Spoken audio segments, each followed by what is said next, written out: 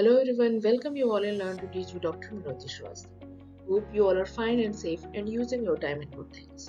Student, आज जिस topic पे हम बात करने वाले हैं वो है सैम्पलिंग एंड इट्स टाइम।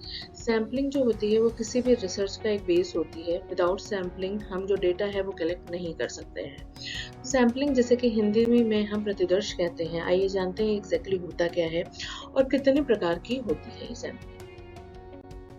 सबसे पहले स्टूडेंट सैम्पलिंग के टाइप्स को या जानने से पहले हमें ये जान लेना बहुत ज़रूरी है कि सैम्पलिंग एग्जैक्टली होती क्या है। जैसा कि मैंने भी बताया कि सैम्पलिंग को हिंदी में हम प्रतिदर्श कहते हैं। तो जब भी हम कोई रिसर्च करते हैं तो ये आवश्यक नहीं है कि हम ओवरऑल जो पॉपुलेशन है उससे डेटा कलेक्ट कर पाए। उस पॉपुलेशन से जब हम उसके प्रतिनिधित्व के तौर पे कुछ लोगों को, कुछ डेटा को चूज कर लेते हैं, वो डेटा ऐसा होता है जो कि उस पूरी पॉपुलेशन को रिप्रेजेंट करे, तो उसे हम सैम्पलिंग कहते हैं। तो ये जो रिप्रेजेंटेशन होता है ये भी डिफरेंट टाइप का होता है, जिसके आधार पर जो सैम्पलिंग है उसके टाइप्स निर्धारित किए गए हैं। तो सबसे पहले कर्लिंगर ने क्या बताया था सैम्पलिंग के बारे में, उसे हम जान लेते हैं। कर्लिंगर कहते हैं sampling is taking any portion of a population or universe as representative of that population or universe is called sampling. Sampling क्या है?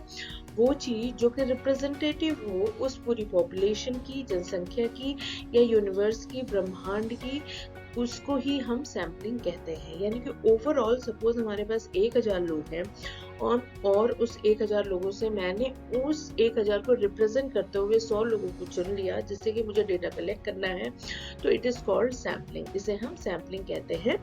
वो एक छोटा पोर्शन जो कि पूरी की पूरी जीव संख्या को प्रतिनिधित्व कर रहा है। अब बात आती है पॉपुलेशन क्या है। पॉपुलेशन आई होप आपको पता होगा, पॉपुलेशन ओवरऑल जनसंख्या को कहते हैं। सपोज अगर मुझे रिसर्च करनी है बीएड स्टूडेंट पे या बीएड कॉलेजेस पे, तो जो पॉपुलेशन होगी वो ओवरऑल इंडिया के या फिर किसी स्टेट के, अगर बीएड कॉलेजेस की अगर मैं बात करूँ तो उस स्टेट में जितने भी बीएड कॉलेज है वो मेरी पॉपुलेशन होगी। लेकिन उन बीएड कॉलेजेस में भी अगर मैं कुछ पर्टिकुलर कॉलेज या रीजन वाइज अगर कॉलेज को चुन लेती हूँ तो और उससे डेटा अगर कलेक्ट करती हूँ तो वो मेरा सैम्पलिंग कहलाएगा। तो पॉपुलेशन नॉर्मली जो होती है वो दो प्रकार की होती है। एक तो होती है फिनिट पॉपुलेशन और दूसरी होती है इनफिनिट। जैसा कि आपको इसके नाम से ही समझ में आ रहा होता है, फिनिट पॉपुलेशन ऐसी होती है जिसकी गिनती संभव है, यानी कि जिसको कि हम 1 2 3 4 काउंट कर सकते हैं।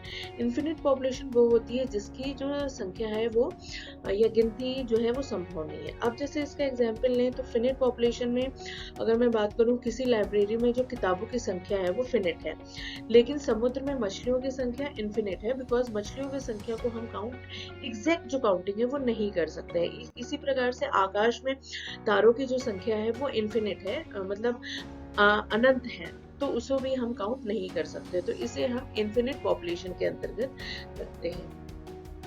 स्टूडेंट, आई होप अब आपको सैम्पलिंग और पॉपुलेशन का जो डिफरेंस है, यस एग्जैक्टली सैम्पलिंग होती क्या है, ये समझ में आ गया होगा।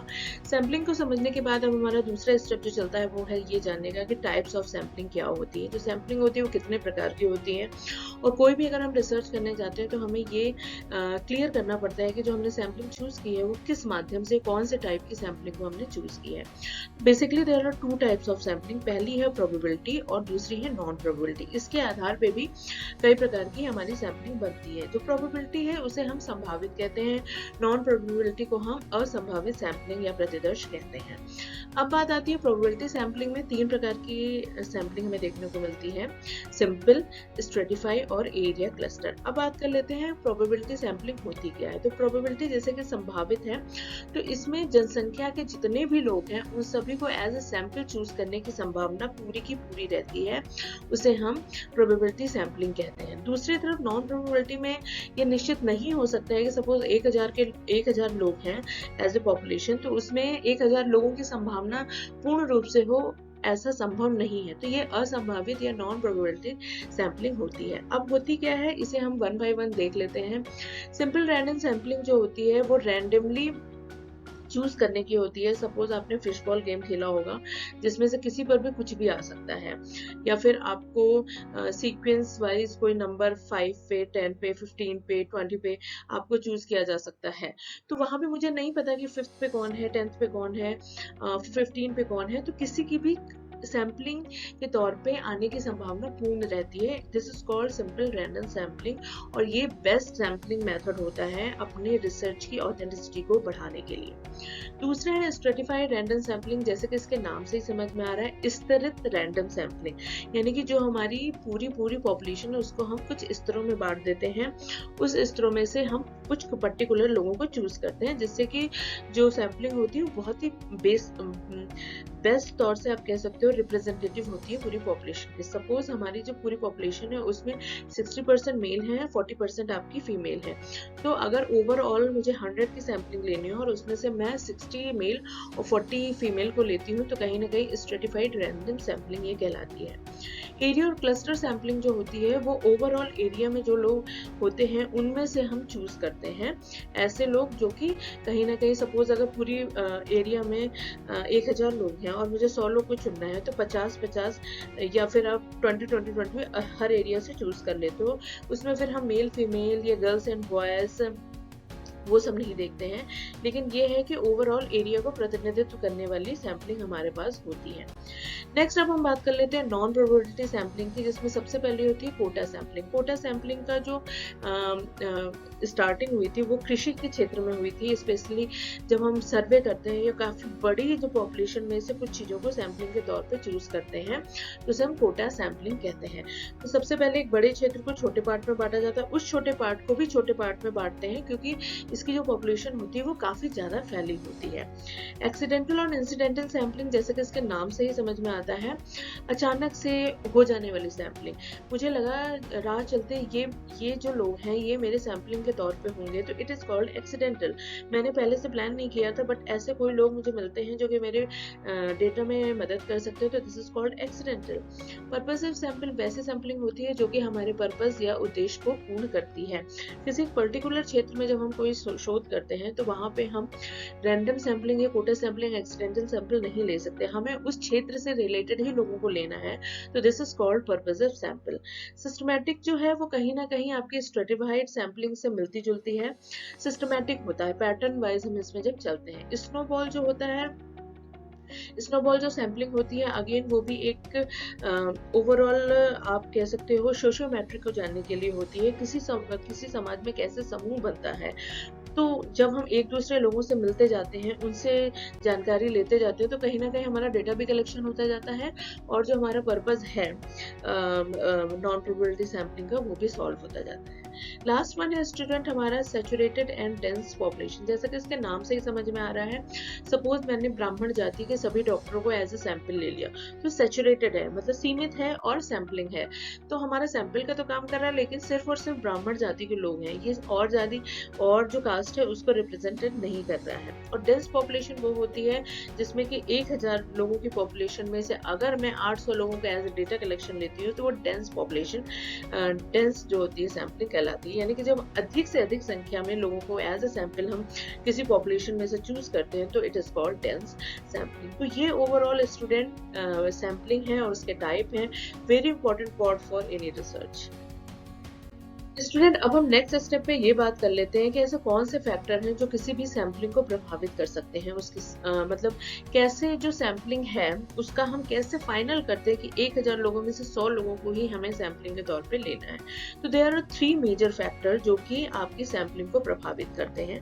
पहला जो है साइज ऑफ पॉपुलेशन, आपकी जो पॉपुलेशन है उसका साइज क्या है, क्या 500 लोगों की है, 100 लोगों की है, 10,000 लोगों की है, 1 लाख लोगों की है, उसके अकॉर्डिंग हम जो सैम्पलिंग है उसकी संख्या को निश्चित करते हैं। कॉस्ट ऑफ पॉपुलेशन, जो पॉपुलेशन है या सैम्पलिंग है उसका कॉस्ट क्या आएगा। ऐसा तो नहीं जो हमारी सैम्पलिंग है वो बहुत ज्यादा खर्चीली है, तो वो कहीं ना कहीं ऐसे फैक्टर हैं जिसमें कि हम जो टाइप्स ऑफ सैम्पलिंग है उसमें खेलते हैं। सपोज मैं रैंडम लेना चाह रही हूँ या सपोज मैं स्ट्रेटिफाई करना चाह रही हूँ, लेकिन स्ट्रेटिफाई बहुत ही खर्चीली है, तो कहीं ना कहीं हम उसको रैंडम या फिश बॉल या फिर पर्पसिव सैंपल में जाके अपने शोध को कंप्लीट करते हैं। Accessibility of member of population, और कहीं ना कहीं सपोज मेरी जो सैम्पलिंग साइज थी वो 1000 की, बट मुझे जो उसके मेंबर्स है वो मिल नहीं रहे, तो वहां पे एसेसिबिलिटी नहीं है मेंबर्स की, इसलिए उन 1000 में से शायद मैं 500 पे आके अपने शोध को कंप्लीट करूं। तो ये कुछ ऐसे फैक्टर हैं जो कि हमारे सैंपल, उसकी जो संख्या है और उसको ओवरऑल कहीं ना कहीं प्रभावित करते हैं। स्टूडेंट्स, अब हम ये बात कर लेते हैं, जब भी हम कोई सैम्पलिंग चूज़ करें तो हमें क्या-क्या चीज़ें ध्यान में रखनी चाहिए। सबसे पहले जो चीज़ है रिप्रेजेंटेटिव नेचर ऑफ सैम्पलिंग। कभी भी आप सैंपल लो तो ये ध्यान रखना है कि वो प्रतिनिधित्व के तौर पे होना चाहिए। जो भी उस सैंपल से डेटा कलेक्ट हो रहा है या भी जो भी हमारा रिसर्च का जो रिजल्ट निकल के आ रहा है, वो रिप्रेजेंटेटिव होना बहुत ज़रूरी है। Adequate size of sampling. Sample हमेशा लो तो उसको एडुकेट साइज़ का लो। 1000 की पॉपुलेशन में ऐसा नहीं है कि 10 लोगों पे हमने सैंपलिंग लेके उससे डेटा कलेक्शन कर लिया और वो रिप्रेजेंटेटिव नेचर दिखाएगा। It is not possible. At least 100 से 200 लोगों को हमें अपने सैंपल में लेना ही पड़ेगा। Sampling increase accuracy. और हमेशा ये ध्यान रखिए कि सैंपल ऐसी चूज करो जो कि आपके रिसर्च की एक्यूरेसी को बढ़ाए। Reduction in cost. और कभी भी आप ये याद रखो कि जो सैम्पलिंग आप ले रहे हो वो बहुत ज़्यादा कॉस्ट वाली ना हो, कॉस्ट सेविंग होनी चाहिए। बहुत ज़्यादा खर्चीली होगी तो कहीं ना कहीं हमारे रिसर्च पे इसका असर पड़ेगा। Saving of labour and time. और कहीं ना कहीं ये भी हमें ध्यान रखना है कि जो सैम्पलिंग हो उसमें हमारा बहुत ज़्यादा टाइम और लेबर जो है वो वेस्ट ना हो रहा हो, बहुत ज़्यादा खर्चीली ना हो। बहुत ज़्यादा टाइम टेकिंग हुआ तो डेटा कलेक्शन में हमें टाइम लगेगा। तो ये सारी चीज़ों को हमें ध्यान में रखते हुए अपनी सैम्पलिंग, उसके मेथड एंड टाइप्स को और साथ ही साथ उसके साइज को निश्चित करना पड़ता है। तो आई होप स्टूडेंट आपको ये रिसर्च का जो टॉपिक है सैम्पलिंग एंड इट्स टाइप ये क्लियर हुआ होगा। मिलते हैं अपने नेक्स्ट वीडियो में वेरिएबल्स के साथ। Till then take care and good bye.